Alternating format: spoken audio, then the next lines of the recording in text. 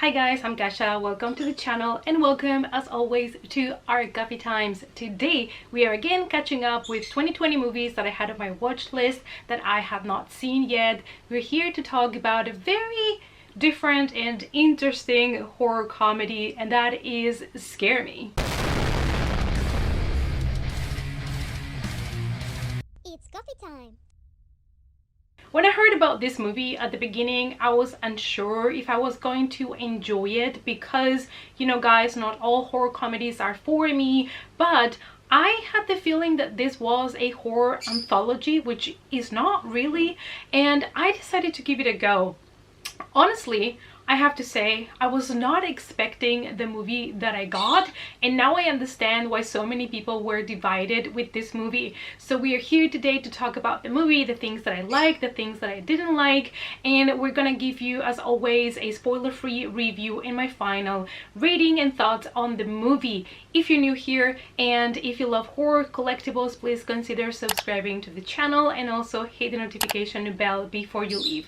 Scare Me is a 2020 American comedy horror film written, directed, and produced by Josh Rubin. It stars Aya Cash, Rubin, Rebecca Drysdale, and Chris Redd. It had its world premiere at the Sundance Film Festival on January 24th, 2020, but it was released on October 1st by Shudder. Two strangers tell scary stories in a Catskills cabin during a power outage. This movie felt like a fresh take on your regular campfire horror stories or isolated cabin horror stories, and I have to give credit to this movie for deciding to go in this direction because they probably knew that it was going to be a hit or miss for a lot of people doing what they did. Fred is a struggling writer and he decides to go to an isolated cabin for the weekend in order to try to find inspiration for writing.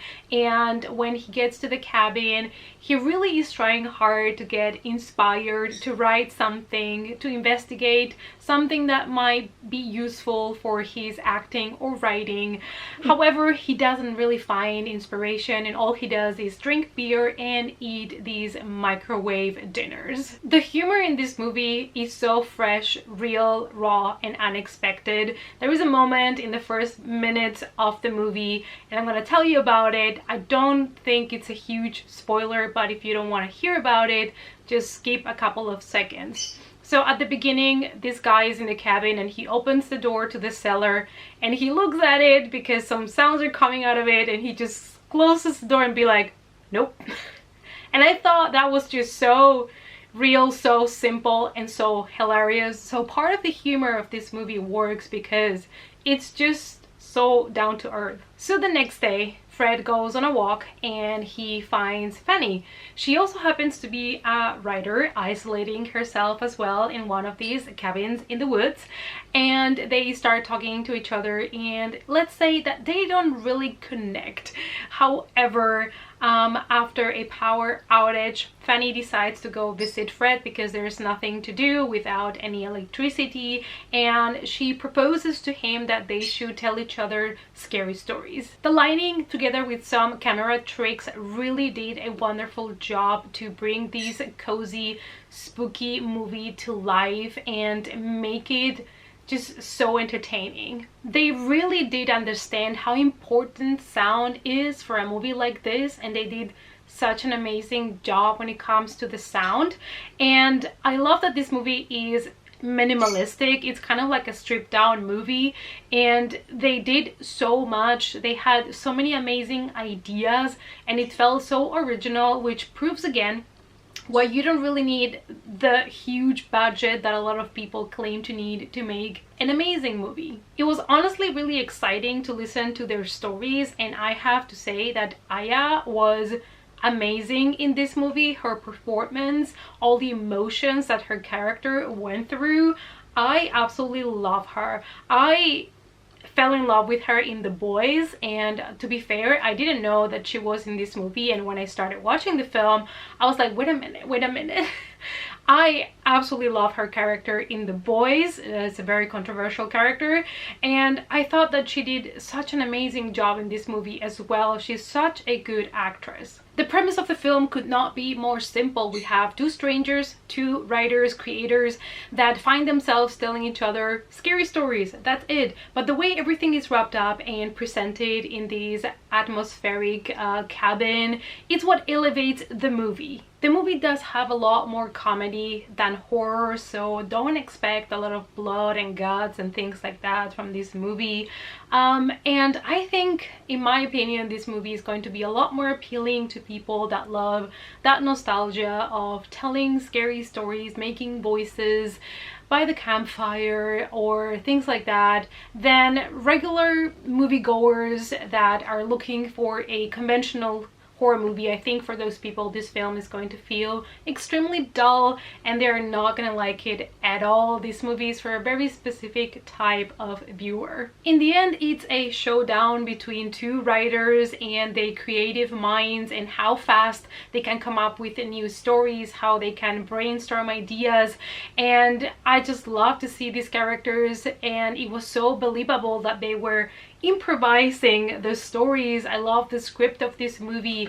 I love the acting. I think they did such an amazing job, and that's why this movie kept being entertaining for me, even though I have to agree with a lot of people that have said that this movie definitely overstayed its welcome. It is too long. This movie should have been cut down maybe 20 minutes. It was too long. It was a point where I thought that it was enough. I did enjoy the ending though. I know a lot of people didn't, but I do agree that this movie was way too long. I also love that this movie was just a very stripped down movie. It was basically like watching a theater play. That's as best as I can describe this movie for you if you don't love theater at all or watching plays. This movie is not gonna be for you. In this movie, I really appreciated that they didn't use any technology, any modern things. They really just created this amazing atmosphere just by two people telling each other scary stories, and that is so rare to see done in a movie, and I think that's what really captivated me. I was just sitting there listening to these stories as if I was in the theater watching actors live improvising for me, and I personally love to go to the theater, so for me this was really a great gem of a movie. We have two complete different main characters. We have Fred, that is coming from the perspective of being an actor, and he's jealous of Fanny, and then Fanny is somebody that is calling him out on his BS, on his misogyny, and he is making puns at him because he's this typical white writer, and it's making the movie self-aware and self-conscious. Like I said at the beginning, with a title like this, and when I read the synopsis, I was kind of expecting a horror anthology, and it's not really that, but the scary stories that they were telling each other, they were so creative. The way that they presented them with the sound, with the light, how they brought them to life. I mean, basically these two characters were running a movie for 104 minutes. Like I said, too long, but I am impressed by both their performances. So because this movie was so different, such a fresh take on tropes from the horror genre, and they really took a risk with it, I ended up giving it a 3 out of 5. Now, even though the movie is too long for my taste, I think that Josh Ruben, this being his debut movie in which he wrote, directed, acted, everything, did such an amazing job, and I'm really curious to see what is he going to give us next. If you are still doubting to watch this movie or not, what I can tell you is that despite the movie being a minimalistic, low-budget movie, it has amazing acting, it was different, it has a cool twisty ending, and I mean, it's definitely something that it is trying to break the mold of the horror tropes while also going back to the nostalgia or just the simple storytelling. Alright you guys, I hope that you enjoyed this quick movie review. Let me know down below if you got to watch this movie and what you thought of it. What are your thoughts on this different type of film? Let's talk about it in the comments. Thanks so much you guys for watching. Please give the video a big thumbs up for support, and I hope to see you all in the next coffee time. Bye.